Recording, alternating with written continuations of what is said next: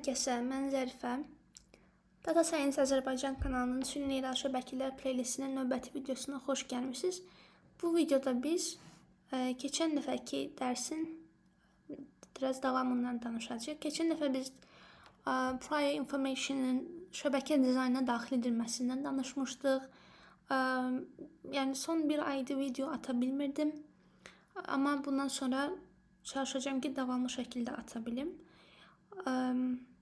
Keçən dəfə prior knowledge insertion'dan danışdıq qısacası və bu gələcəkdə öyrənəcəyimiz convolutional neural networklərin, yəni SNN-lərin təməlidir. Yəni computer vision'ın başqa sözlə desək teorik altyapısıdır. Biz ondan ümumiyyətlə bu playlistin adına fikir vermisinizsə biz irəli səviyyə teoriyadan danışırıq neyral şəbəkələr üçün. Keçən dəfə prior knowledge insertion'dan danışdıq. İndi isə invariantlıqdan danışacağıq. İngiliscə adı da invariance. İnvariantlıq dedikdə ağlımıza nə gəlməlidir? Bunu demədən əvvəl fikir verdinizsə bizdə bir dəyişiklik var. Həmişə dəftərdə yazırdım. Bu dəfə telefonu kompüterə inteqrasiya etmişəm və bu şəkildə yazıram, bu şəkildə çəkirəm. Bilmirəm nə qədər maraqlı olar, nə qədər diqqət çəkici olar. Çünki mən şəxsən bir videoya baxanda o videonun təşkil olunduğu mühitdə həmin videoya baxıb-baxmayacağıma təsir göstərir. Yəni sona qədər baxıb-baxmayacağıma. Ona görə əgər mümkündürsə şərhlərdə yazarsınız ki, bu stil yaxşıdır, yoxsa normal üstdən çəkiliş dəftərdə ruçka ilə yazımı daha yaxşıdır, daha çox diqqət toplayıcıdır, anlaşılıqlıdır, yazarsınız şərhlərə. Hələ ki, belə davam edək. Deməli, invariantlıq deyəndə ağlımıza nə gəlməlidir? İnvariantlıq dedikdə şəbəkənin, belə deyək, insan kimi ağıllı davranması və transformasiyalardan asılı olmayaraq inputları tanıması ağlımıza gəlməlidir. İndi başa salacağım nə demək istəyirəm. Məsəl üçün, biz bir insan olaraq bizə verilən şəkildə pişik varsa, onun pişik olduğunu bilirik. Artıq təcrübəmizdən dolayı gələrək. Və şəbəkə də artıq classifierdirsə, yəni klassifikator tipli neyral şəbəkədirsə, ona da öyrətmiş olmalıdırlar şəbəkəni train datası ilə və artıq o da pişik görsə tanımalıdır. Burada problem yoxdur, okey. Amma bizim insan olaraq belə bir cəhətimiz də var ki, eyni şəkli bizə çevirib versələr və yaxud da eyni şəkli çevirməsinlər, şəkli çevrilmiş formada çəksinlər və yaxud da fərqli bir mövqedən çəksinlər. Məsələn, pişik stolun üstündədir. Bizə onu sağ üstdən çəkib versinlər və ya sol altdan çəkib versinlər. Bizim üçün onun bir fərqi olmayacaq. Biz hələ də onun pişik olduğunu anlayacağıq. Bəs bunu neyral şəbəkə edə bilərmi? Normalda əgər invariantlıq yoxdursa, edə bilməz. İnvariantlıq yoxdursa, ona gələn şəkildə normal bir pişikdir, okey, bunu anlayır. Amma eyni şəkli fərqli bir formaya gətirib versəniz, o normalda pişikləri tanıya bilir. Amma artıq fərqli bir formada olan, fərqli bucaqdan çəkilən, fərqli işıq altında çəkilən, yəni bunlara hamısına birlikdə transformasiya deyirik. Transformasiyalara məruz qalmış inputlarla işləyəndə fərqli outputlar çıxarır normal neyral şəbəkələr, invariantlığı olmayan şəbəkələr. Yəni eyni şəkli verirsiniz, sadəcə şəklin eyni pişiyin başqa mövqelərdən çəkilmiş versiyasını verirsiniz, artıq onların pişik olduğunu anlaya bilmir. İnvariant olmayan şəbəkələr. Deməli, invariantlıq nədir? İnvariantlıq neyral şəbəkələrin inputlardakı transformasiyalara qarşı dözümlülüyüdür. Yəni, yenə də həmin inputdakının pişik olduğunu, it olduğunu, ruçka olduğunu, nədirsə artıq, onu anlaya bilməsi qabiliyyətidir. Və bunu şəbəkə öz başına edə bilmir. Şəbəkəyə bunu da bir şəkildə daxil eləmək lazımdır. Onu invariant eləmək lazımdır. Biz hələ də giriş mövzularında olduğumuza görə son 2 dərs qalıb giriş mövzularından bu arada. Bundan sonra çox daha çətin mövzulara giriş eləməyə çalışacağıq. Hələ ki bunu anlayın ki, haradasa kimsə şəbəkənin invariantlığı desə, ağlınıza gəlsin ki, deməli şəbəkəyə verilən inputların transformasiya olunmasından asılı olmayaraq şəbəkənin həmin inputa yenə eyni outputu verməsidir. Yəni pişiyi çevirsəniz, versəniz, yenə də onun pişik olduğunu anlamalıdır. Yenə də onu pişik sinifinə qoya bilməlidir, klassifikatordirsə. İnvariantlıq budur. Bəs invariantlığı necə əldə eləmək olur? Kitabda, əgər kitabı paralel oxuyursunuzsa biləcəksiniz, oxumursunuzsa da problem deyil. Çünki mən o kitabdakı materialı çox daha ətraflı izah edirəm. Kitab çox akademik yazıb. və bizim bəzi şeyləri bildiyimizi güman edərək danışır. Çox bəsit bir fikri belə, yəni akademik ingilis dilində yazdığına görə anlamaya bilərsiniz. Ona görə mən özüm də yəni kitabın üstündə çox işləmişəm. Ona görə kitabı oxumuşsunuzsa belə heç bir şey itirmirsiniz. Tək ki videoları izləsəniz kitabdan daha çox məlumat əldə edə bilərsiniz. Kitabda 3 dənə yol var invariantlığı daxil eləmək üçün. Onlardan birincisi struktur dəyişilməsidir. İkincisi trainingdir. Üçüncüsü isə feature space'dir. Deməli, gəlin bunlardan bir danışaq. İndi yazacağım. Birincisi oldu. Gəlsə latency necədir? Mən yazdığım direkt mənə gəlir. Baxarıq. Birincisi strukturla invariantlığı təmin olunmasıdır. Structure. Yəni strukturla invariantlığın daxil təmin edilməsi. Bu nə deməkdir? Bu deməkdir ki, şəbəkənin dizaynına, yəni arxitekturasına həmin bu invariantlıq daxil edilir. Brute force ilə. Bu nə deməkdir? Yəni bundan biraz danışaq. Sizə bir şəkil qoyacağam. Şəkil qoymayım, özüm çəkim. Məsəl üçün şəkil çəkməmizə də ehtiyac yoxdur. Şəklin bəzi nöqtələrini yerləşdirəcəm. Məsələn, 3 dənə nöqtə qoydum. Bu nöqtələrdən biri üstdəki şəklin özü də tutaq ki olsun bu. Bu da şəklin çərçivəsi olsun. Okay. İndi baxın. Biraz bunun üstündə oynamaq lazımdır. Şəklin mərkəzi olsun bu nöqtə. Tutaq ki bu nöqtə şəklin mərkəzidir. Mərkəzi adətən O deyirik. Bu üstdəki random bir nöqtə olsun. Şəklin hər hansı bir nöqtəsi. Gəlin buna J hərfi qoyaq. Ya da kitabı oxursunuzsa çaşqınlıq olmasın. I hərfi qoyaq. Kitabda I deyir buna. Və bunlar eyni məsafədə olan, hətta belə deyə bilərik, daha aydın görəsiniz deyə bunu biraz daha aşağıdan yazacağım. Tam bu nöqtəyə, buradakı pikselə, hər hansı bir pikseldə bu nöqtədəki I qoyacağım. I adını verəcəm. Və bu pikselin mərkəzdəki piksellər, mərkəzi pikseldən olan məsafəsinə də gəlin deyək R ilə, yəni radius bildiyiniz. Eyni məsafədə olan, bax tutaq ki, eyni məsafədə bir dənə bu nöqtə var. Mərkəzdən I ilə eyni məsafədədir. Ona da K deyək. O da mərkəzdən R qədər məsafədədir. Və I və K şərti nöqtələrdir. Yəni təkcə I və K yoxdur.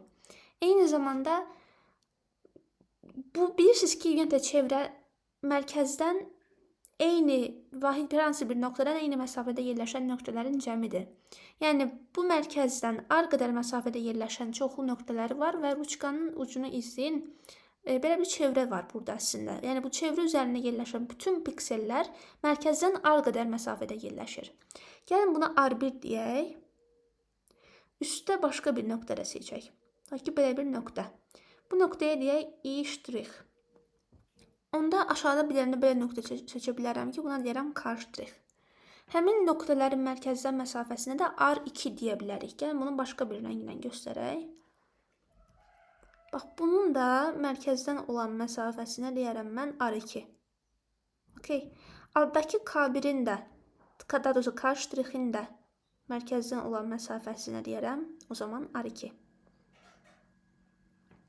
Və eyni ilə mərkəzdən R2 məsafədə yerləşən bütün piksellərə də deyəcəyim qayda şamil olunur. Mən bu şəkli, bax bu gördüyünüz bu belə deyək, düzbucaqlı formada çərçivəsi olan şəkli. Yəni düşünün ki, şəklin hər yeri, yəni bu çərçivə bütöv şəkli göstərir. Mən isə şəklin mərkəzini və mərkəzdən eyni uzaqlıqda yerləşən nümunə üçün 2 pikseli qoymuşam. Uyğun olaraq R1 məsafədə yerləşən 2 piksel və R2 məsafədə yerləşən 2 piksel. Okay?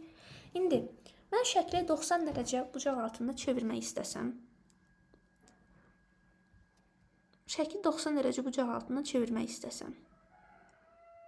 Yəni necə formaya düşəcək?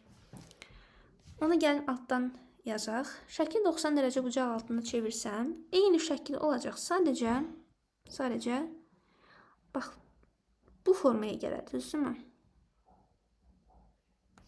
Bax, eyni şəkil düzdür, mən eyni çəkə bilmədim. Bu üstdəki biraz daha dar görünür, amma elə düşünün ki, eynidirlər. Eyni şəkli bu formaya gətirdim. Bax, mərkəz dəyişirmi? Mərkəz dəyişmir. Mərkəz yenə bu odur. Mərkəz dəyişmir, düzdürmü? Buna deyilir müstəvi üzərində fırlanma. Bu transformasiyanın bir nümunəsidir.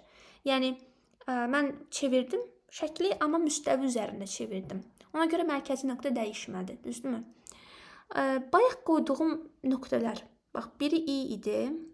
Tutaq ki, i və k-nı götürək, o biriləri götürməyək. Yenə də mərkəzdən R1 məsafələri, düzdürmü? Bu da k-dır, o da mərkəzdən R1 məsafədədir. Bu da mərkəz idi. Fikir verin, bayaq sadəcə bu nöqtə, bu i pikseli buradaydı. Bu üstdəki i şırıqdır, i özü budur. Buradaydı. Mən bunu 90 dərəcə çevirdim, bura gəldi. Yenə də mərkəzdən R1 məsafədədir. Amma şəklin mərkəzindən R1 qədər yuxarıda belə bir nöqtə var hələ də. Həmin nöqtədə artıq bayaqki i-nin yerində durur. Başa düşürsünüz? Mən şəkil düzbucaqlı formasını çəkmişəm deyə biraz qəribə görünür. Yəni yazdığım sanki realmış kimi görünmür. Amma düşünün ki, bu şəkil yüzlərlə pikseldən ibarətdir və mərkəzdən başlayaraq konsentrik çevrələr həmin şəkli formalaşdırır. Mən də deyirəm ki, həmin bu çevrənin üzərinə yerləşən bu nöqtə şəkil çevriləndə çevrənin burasına gəldi və burasına. Amma bayaqki pikselin yerində indi başqa bir nöqtə olacaq. Başqa bir piksel olacaq. Və ümumiyyətlə vacib anlayışlardan biri də budur ki, biz insanlar üçün çevrilmiş şəklin yenə də həmin şey olduğunu anlayırıq. Biz insanlar üçün bu asan bir şeydir. Amma neural şəbəkə üçün o sadəcə bir datadır. Və bu arasında fərq var. Yəni neural şəbəkə bunu və bunu fərqli şəkillər olaraq görür. Hansı ki, raw picture olaraq həqiqətən də fərqlidirlər. Yəni buradakı piksellər və buradakı piksellər eyni deyil. Onların yeri dəyişir. Yeri dəyişdiyinə görə də şəbəkənin onu fərqli bir input kimi algılaması normaldır. Biz də invariantlıq deyəndə, məhz invariantlıq təmin etmək istəyirik deyəndə bu iki şəkli, hansı ki texniki mənada fərqlidir həqiqətən də, eyniymiş kimi, yəni tərkibindəki məlumat, content baxımından eyniymiş kimi qəbul etməsini təmin etmək istəyirik. Deməli, şəkil 90 dərəcə çevirəndə bayaqki bu R1 məsafədə olan i-nin yerində indi başqa bir nöqtə dayanacaq, düzdürmü? Amma yenə də həmin nöqtə R1 qədər məsafədə olacaq mərkəzdən. Gəlin buna da deyək, məsəl üçün M nöqtəsi və bu da mərkəzdən R1 məsafədə olacaq. Yəni, bu üç nöqtə eyni məsafədədir. Bax, bu bayaqki M nöqtəsi bu nümunə üzərindən danışsaq, buraları falan denk gəlir, bax, bura. Ki, mən bunu belə 90 dərəcə çevirəndə gəlib bu forma alınıb. Başa düşürsünüz nə demək istəyirəm? Sanki burada, indi bunu silərəm, xəyali bir çevrə var. Belə düşünün. Sanki xəyali bir çevrə var və o çevrənin ətrafında, yəni bu çevrələr, çoxlu çevrələr var. Konsentrik şəkillər belə çevrələrdən təşkil olunur. Uşaqlar, yəni bu çevrə üzərində yerləşən nöqtələri şəkil çevirsək də, yenə də həmin çevrə üzərindədirlər. Yəni, yenə də sanki həmin çevrə itmir. Sadəcə nöqtələrin yeri sürüşür. Bax, bunu belə bir yolla aşa bilirlər və belə bir şey edə bilirlər. Məhz bundan, bu məntiqdən istifadə edərək. Yəni, düşünürlər ki, burada da eyni qaydada bir çevrə var. Mən tam yaxşı çəkə bilmədim. Hansı ki, bu i nöqtəsi də bunun üzərindədir və şəkli çevirəndə çevrə hələ də oradadır. Hələ ki, bunu anladınız. Bundan istifadə edərək belə bir şey irəli sürürlər. Deyirlər ki, madam ki, belə bir vəziyyət var, onda biz şəbəkəyə input kimi şəkil verilirsə, həmin o vektorun komponentləri, yəni input vektorunun komponentləri bütün piksellər olacaq. Yəni, həmin piksellər şəbəkəyə verilir əslində. Hər bir input noduna bir piksel gedəcək.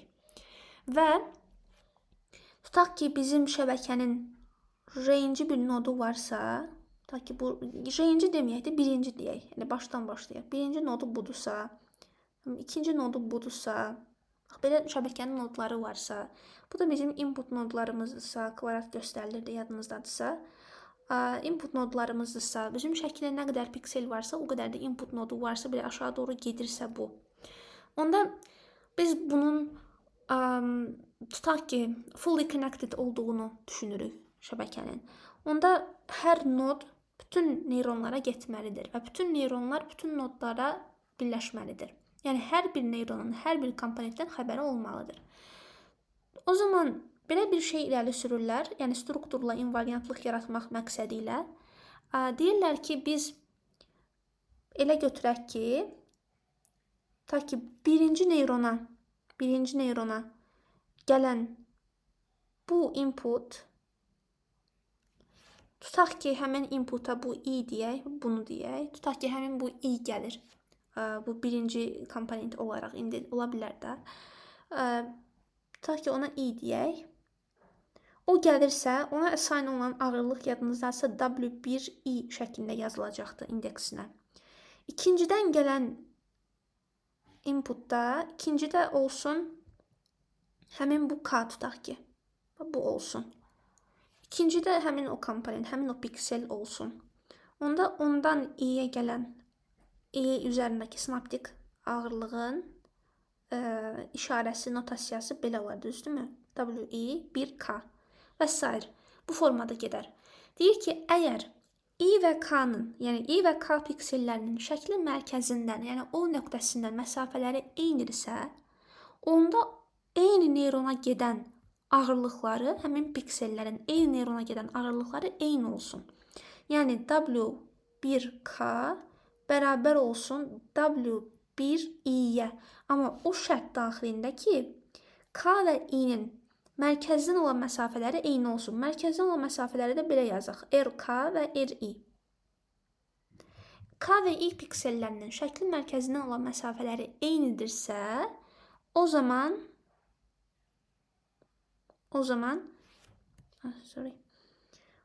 yaza bilərik ki, W1K bərabərdir W1i-yə. Belə bir şey yazmaq olur. Bəs bu bizə nə kimi kömək edəcək? Bu arada bu sadəcə 2 piksel üzərindən tətbiq olunan bir qayda deyil. Yazının asanlığı baxımından 2 piksel yazır. Yəni, istənilən piksellər şəklin mərkəzindən eyni məsafədə yerləşən istənilən piksellər üçün eyni neyrona gedən ağırlıqlar eyni qəbul olunsun. Şəbəkənin dizaynını bu formada yaradırlar. Beləliklə də bu demək olur ki, şəbəkə mərkəzindən başlayanda eyni çevrə üzərində yerləşən bütün piksellər eyni neyrona gedən ağırlıqları eyni olmalıdır. W1i, W1k və s. İndi baxaq, bunun 2-yə gedən ağırlığına baxaq bir də. Tutaq ki, bunlar həm də ikinci neyrona gedir. Tutaq ki, bu da ikinci neyrona gedir. O zaman bunların ağırlıqları nə olar? W2i, W2k. Baxın, W1i-nin W2i-yə bərabər olmaq kimi məcburiyyəti yoxdur. Amma W2i-nin W2k-yə bərabər olmaq məcburiyyəti var. Biz əgər invariantlığı strukturla qurmaq istəyiriksə. Çünki i və k mərkəzdən eyni məsafədədir və şəklin mərkəz ətrafında çevrilməsi həmin o nöqtələrin yerini dəyişdirsə də mərkəzdən məsafə eyni olduğuna görə əgər ağırlıqlarını eyni assign eləsək, şəbəkə onlardakı həmin o çevrilməni heç anlamayacaq. Başa düşürsünüz? Sadəcə yeri dəyişib. Amma biz o yer dəyişdiyini şəbəkənin daxilinə elə yerləşdiririk ki, ağırlıqların bərabərləşməsi sayəsində.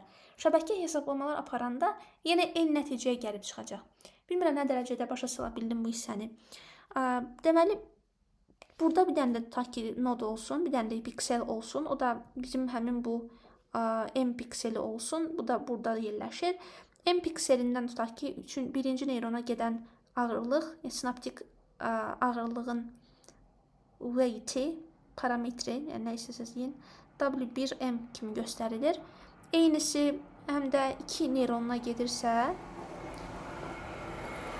onun ağırlığı da W2M kimi göstərilir. O zaman W1M bu yuxarıdakılara bərabər olmalıdır. W2M də bu qırmızılara bərabər olmalıdır. Yəni ağırlıqlar eyni olmalıdır.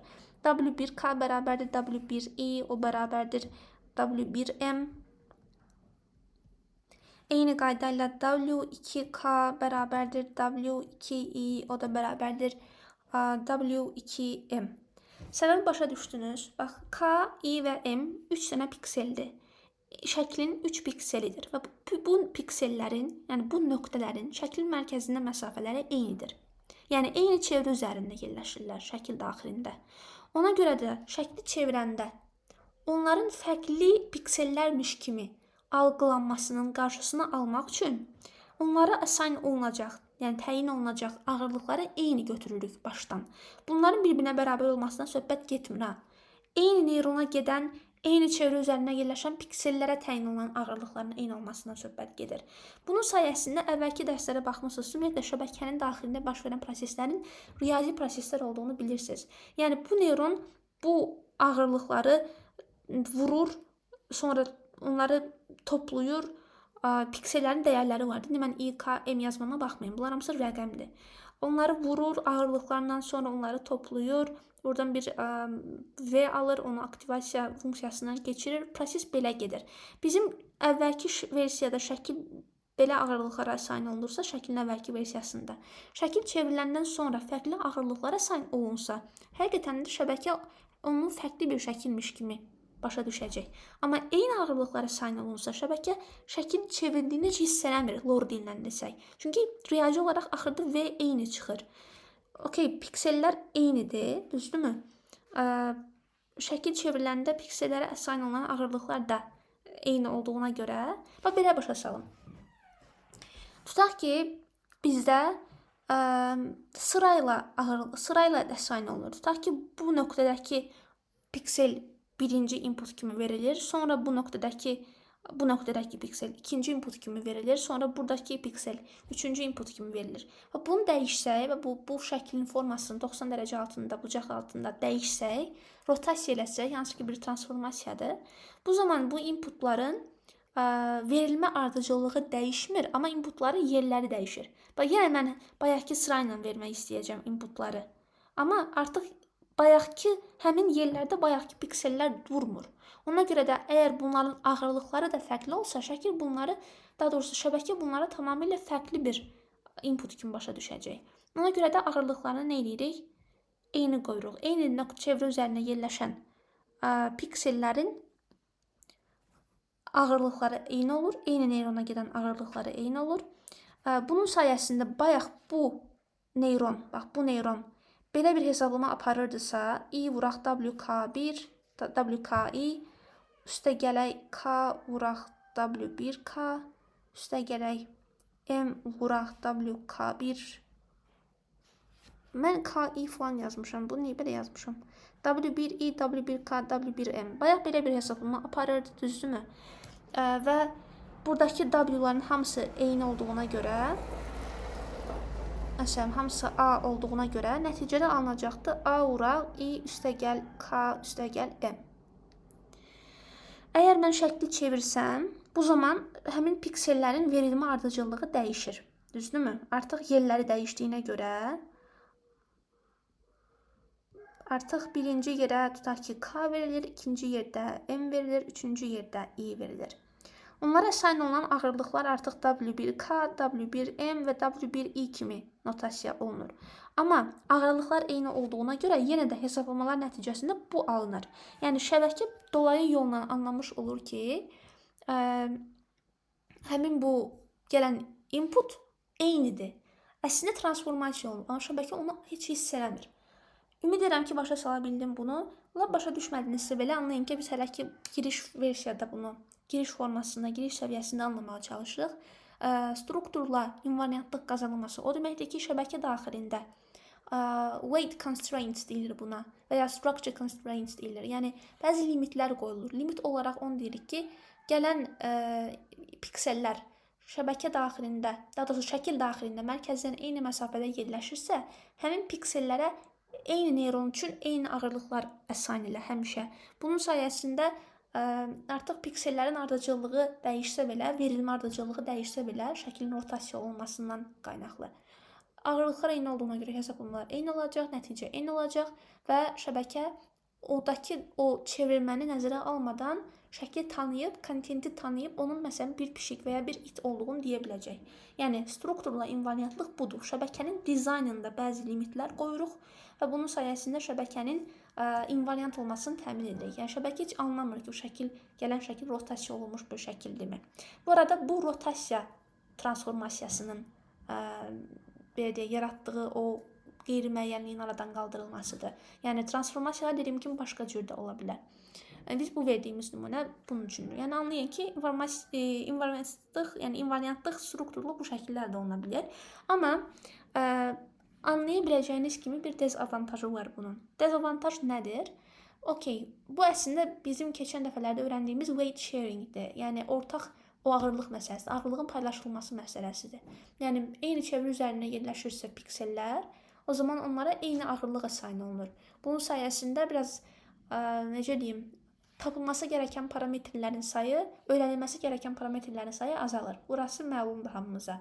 Amma burada connection məsələsi var və sinaptik ağırlıq, yəni bu W-lar və sinaptik bağlantılar, yəni bu xətlər eyni anlayışlar deyil. Bizim bu ağırlıqların texniki olaraq sayı azalır. Tapılması gereken ağırlıqların sayı azalır, çünki hamısı bir-birinə bərabərdir. Yəni mən bir dənə A-nı tapmalıyam. Bir dənəsini tapsam üçünə də sayı olur. Amma bizim bu bağlantıların sayı hələ də çoxdur. Yəni mən bütün hər bir pikseli input kimi verməliyəm hər bir neyrona və hər bir pikselə bir ağırlıq əsayin eləməliyəm. Bu o deməkdir ki, şəkildə minlərlə pikseli varsa, mən minlərlə input verməliyəm və hər birinə bir ağırlıq əsayin olmalıdır. Yəni computation baxımından biraz çətin məsələ olur bu. Yəni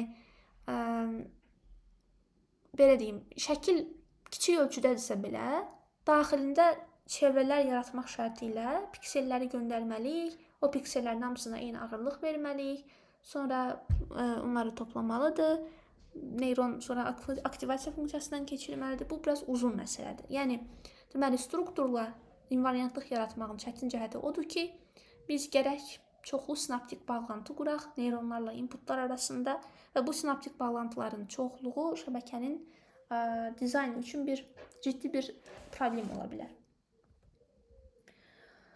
Elədirsə, keçək növbəti hissəyə. Növbəti hissə nədir? Training vasitəsilə invariantlığın qurulması. Buradan yazacağım bunu.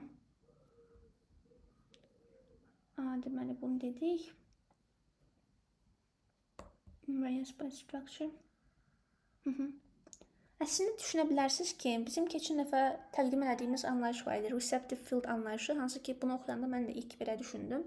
Ki, yəni receptive field anlayış vasitəsilə biz edə bilərik ki, yalnız bəzi inputlarla bəzi neyronlar əlaqələnsin. Zaten belə də eləmək mümkündür. Biz sadəcə hal-hazırda sırf invariantlığa fokuslanmışıq.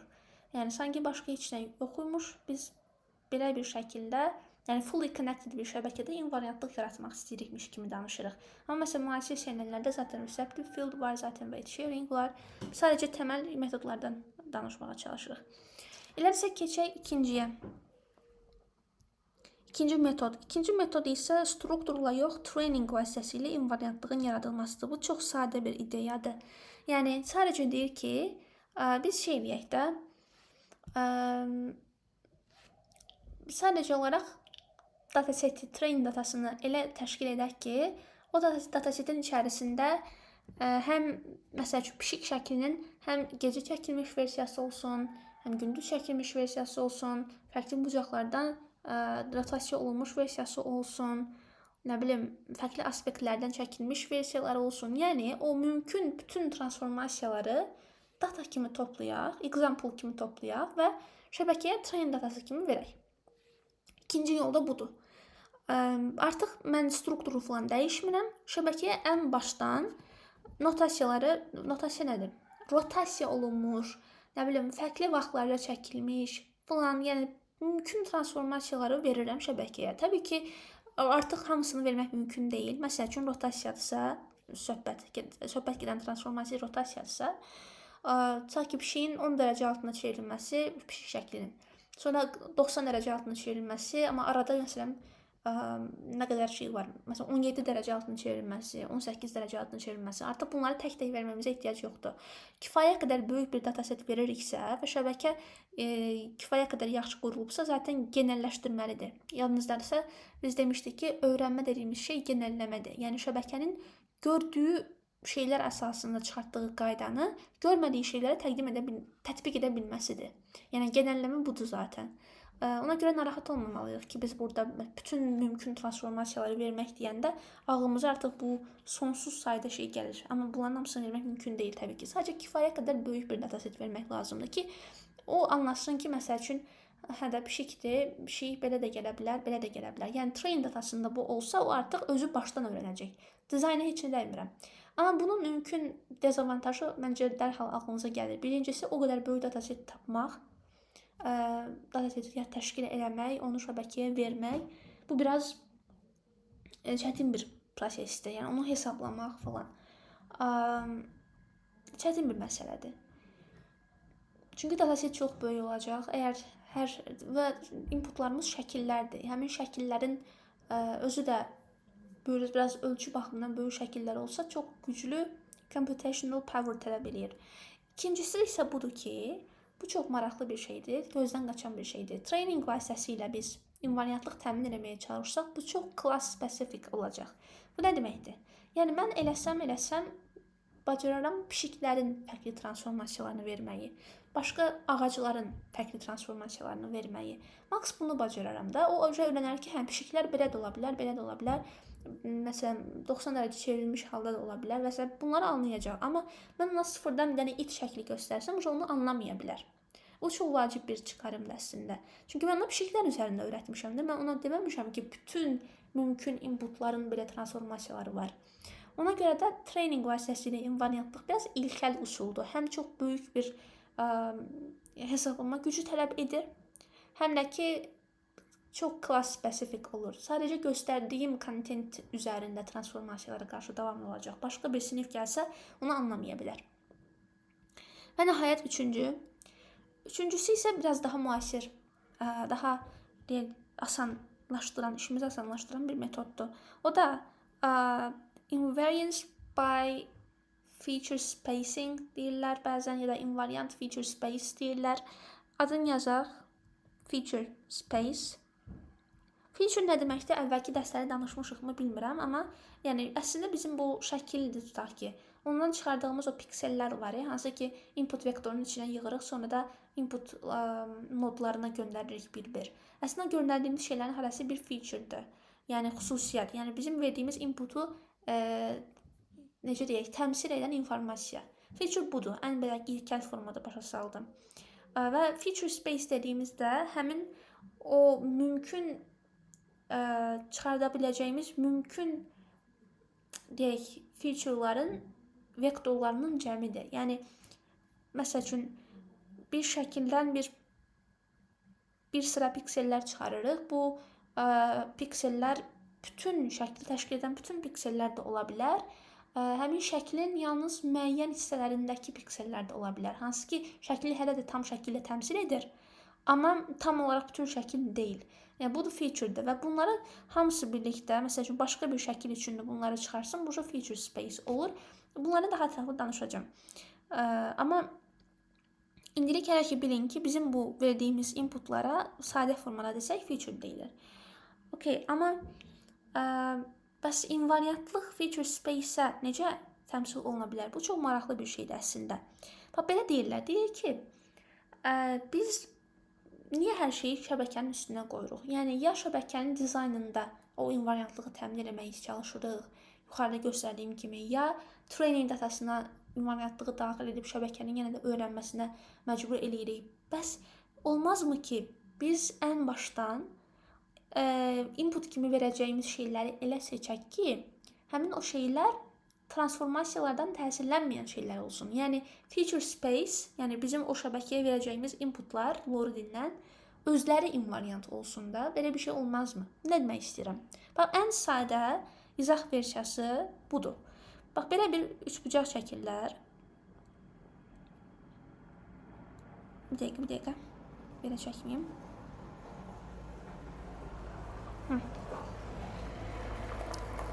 Belə bir üçbucaq. Bu tərəfinə baxın, bu tərəfi yuxarı baxır. İndi belə bir üçbucaq. Yox, pis çəkdim.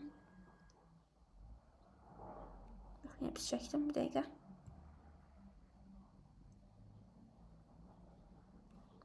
Belə tutaq ki. eyni üçbucağın bu tərəfə baxan versiyası, bu sağa baxan versiyası.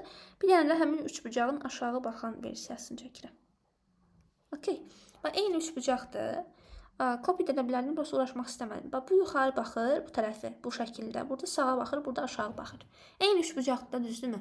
İndi mən əgər feature space bu invariantlığı birinci üsulla təşkil etmək istəsəydim, yəni şəbəkənin dizaynını o şəkildə qurmaq istəsəydim, o zaman gərək deyərdim ki, bax, bu üçbucağın mərkəzindən eyni məsafədə yerləşən istənilən bir piksel eyni neyrona getsə, həmin pikselə o birilərlə eyni ağırlıq əsayn elə.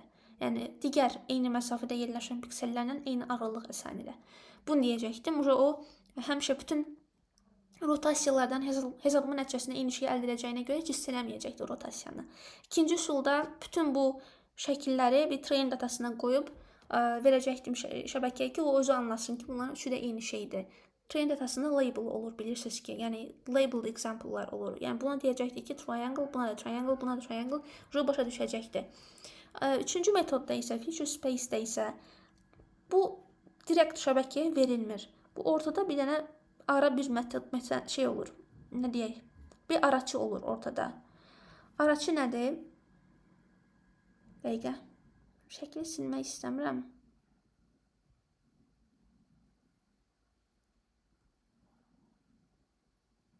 Araçı nədir? Araçı feature extract deyilən bir şeydir. Yazacağım adını. Feature extract. Onun rolu nədir? Bizim bu fərqli inputları şəbəkəyə göndərməzdən əvvəl, bax şəbəkə burada olsun. Ona göndərməzdən əvvəl feature extractor veririk. Və o şəkildən hər üç şəkli verməyimizə ehtiyac yoxdur bu arada. Əlimizdəki şəkildə bir dənə şəkil. Onun içərisində transformasiyalar zamanı, istənilən tip transformasiya zamanı və ya söhbət gedən transformasiya zamanı dəyişməyən hansı feature'lar varsa, onları extract edəcək və onları şəbəkəyə verəcək. Ki onların əsasında bu öyrənə bilsin. Öyrənmə aşamasını keçəndən sonra da onların əsasını işləyə bilsin. Biz əvvəlcə bu metod sayəsində şəbəkəni öyrətməliyik. Normal qaydada ki, şəbəkə bilməlidir ki, məsəl üçün üçbucaq nə formada olur? Üçbucağın hansı xüsusiyyətləri var? Düzdürmü? Sonra feature extractor vasitəsilə transformasiyaya ya davamlı olan feature'ları çıxarıb ENN-ə verməliyik. Zaten həmin o feature'lar ENN-ə bayaq verdiyimiz ümumi üçbucaq tanınması üçün verdiyimiz feature'lardan bir neçəsi olacaq. Yəni, yenə də tanıyacaq onu. Məsələn, bu nə ola bilər? Bu ola bilər üçbucağın üç tərəfinin olması. Nə qədər istəyirsiniz bu üçbucağı çevirin. Yəni, yenə də üç dənə tərəf olacaq, düzdürmü? Və yaxud da bu ola bilər üçbucağın üç dənə bucağının olması. Üçbucağın bucaqları arasındakı əlaqə. Məsələn, bucaqlarının hamısının toplamına daxil bucaqlarınca 180 dərəcədir. Bunu deyə bilər və yaxud da iti bucağının olması, kimi də bir dənə iti bucağı olacaq. Belə şeylər. Bunları çıxara bilərik feature extractor vasitəsilə və bunları şəbəkəyə verə bilərik. Şəbəkə bayaqdan üçbucağı tanıdığına görə bunları görən kimi bunların üçbucaq olduğunu biləcək. Artıq bu şəkil, yəni verəcəyim şəkil fırlanmış versiyada da olsa, məsəl üçün belə bir şəkildə olsa, üçbucağın belə bir versiyası da olsa, yenə də feature extractor bunları çıxaracaq içindən. Üç tərəfi, üçbucağı, daxil bucaqlarınca 180 dərəcədir və yenə buna ENN-ə verən kimi üçbucaq yenə buna, daha doğrusu ENN buna yenə üçbucaq deyəcək. Çox sadə formada başa salmağa çalışdım. Yəni, feature extract ediliyimiz şey, invariant feature space yaradılmasında orta araçıdır. Şəbəkəyə normalda direkt inputu veririk. Amma indi ortaya bir feature extractor qoyuruq və o bu inputun mümkün transformasiyalar zamanı dəyişməyən feature'larını, yəni xüsusiyyətlərini çıxarır və şəbəkəyə onu verir. Və şəbəkə bunların əsasında bunların fərqini anlayır. Yəni, feature extractor bundan da bunları çıxarır, bundan da bunları çıxarır. Onun sayəsində ENN-ə həmişə bu məlumatlar gedir və həmişə eyni cavabı verir. artıq transformasiyadan etkilənməmiş olur. Bu zaman nə baş vermiş olur? Bu biraz şəbəkəyə yüngüllük verir. Şəbəkə normalda ya özü öyrənməli idi, ya şəbəkənin dizaynı dəyişilməli idi. Amma artıq şəbəkədən əvvəl belə bir feature extractor yaradırıq. Mühəndis olaraq onu təşkil edirik və o artıq transformasiyalara qarşı davamlı olan featureları extract edir. Və onu şəbəkəyə elələrini verir ki, onlar transformasiyalar zamanı zaten dəyişməyəcək olan featurelardır. Məsəl üçün, filan pikselin, məsələn, buradakı pikselin koordinatları bu rotasiya zamanı dəyişəcək. Həmin piksel artıq gələcək, tutaq ki, belə bir yerə, üzümü tutaq ki. Ora gələsi olsa, artıq bu pikselin koordinatları dəyişir. Deməli, feature extract'da onu verə bilməz input kimi. Amma götürüb bunları çıxarsa, bunlar transformasiyalara qarşı davamlı olduğuna görə həmişə sabit qalacaq və eynin bunlar əsasında cavab verə biləcək. Yəni, çox ilkel formada başa saldım bunu. Çünki bu biraz daha geniş tətbiq olunan bir şeydir. Deməli, invariantlıq 3 yolla təmin oluna bilir. Ya şəbəkənin daxili dizaynını dəyişirsiniz, o formaya gətirirsiniz, ya train datasını bütün mümkün ayrı-ayrı klassların transformasiyalarını qoyursunuz. Amma bu ikisinin dezavantajı var. Birincisinin dezavantajı odur ki, şəbəkə daxilində çoxlu sinaptik bağlantı yaranmalıdır. Biraz qarışıq struktur olur, qarışıq dizayn olur. İkincinin dezavantajı odur ki, o qədər böyük train datasını kim hazırlayacaq? Plus computational power çox tələb edir. Üçüncünün isə kitabda yalnız avantajları yazır ki, bunun sayəsində şəbəkənin edəcəyi iş yükü azalmış olur. Şəbəkədən əvvəl feature extract da həmin işi görmüş olur. Baxın, başqa deyə biləcəyimiz bir şey varmı? Və bunun sayəsində istənilən tip, istənilən sinifdən olan bir nümunə üçün şəbəkə artıq invariant olacaq. Yəni, artıq bu pişikdir, bu itdir, bunun invariantlığı təmin olunub, bunun olunmayıb, bu kimi məsələ yoxdur. Yəni, üçbucaq da olsa, kvadrat da olsa, feature extractor işini gördüyünə görə bütün tip obyektlərdə invariantlıq təmin olunmuş olur. Sonra iş yükü azalmış olur. Network dizaynına işimiz olmur, network dizaynını dəyişmirik. Belə.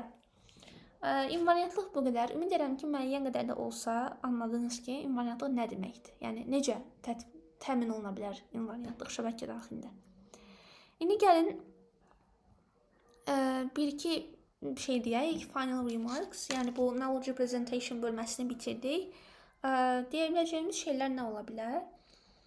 O ola bilər ki, knowledge representation xaricdən gələn informasiyanın neyral şəbəkə daxilində əks olunmuş versiyasıdır. Hansı ki, həmin o əks olunma maksimum dərəcədə faydalı olmalıdır ki, şəbəkə düzgün qərar verə bilsin.